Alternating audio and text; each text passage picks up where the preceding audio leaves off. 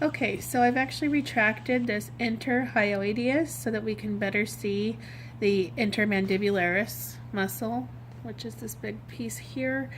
And then of course we have this really large rounded muscle below the interhyoideus that continued up onto the cheek. We already identified as the branchiohyoideus. So the intermandibularis, branchiohyoideus, interhyoideus. Then we actually move down into the pectoral region, and we have the supracoracoideus, and that I actually have already isolated.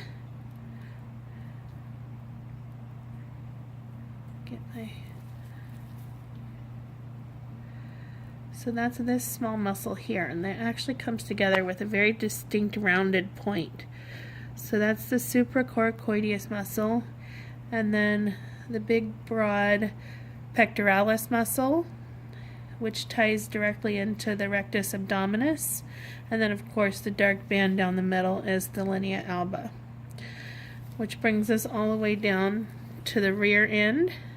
This is actually the cloaca, which is the urogenital opening, and we can see if I've actually cut back a really small window here of the external obliques and the rectus abdominis to see the nice striated internal oblique below, and that you'll want to make a very small, very shallow incision and just make a little window.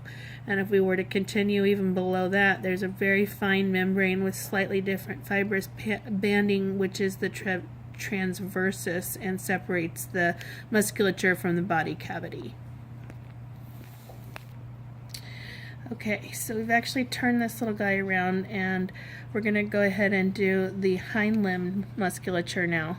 And this can actually be pretty tricky because they're very small bands that you have to actually separate one by one in order to truly understand what you're looking at here.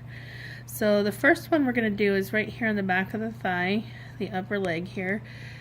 This one is the iliotibialis muscle, and then if we look directly in front of that, we actually have the pubo-ischiofemoralis internus, and then if we keep going one more right in front of that, that's also been pre-isolated, that is the pubo-tibialis. Then if we come around the back of the leg, we have a small muscle here that is the ilioextensorius. And then if we come down to the bottom side,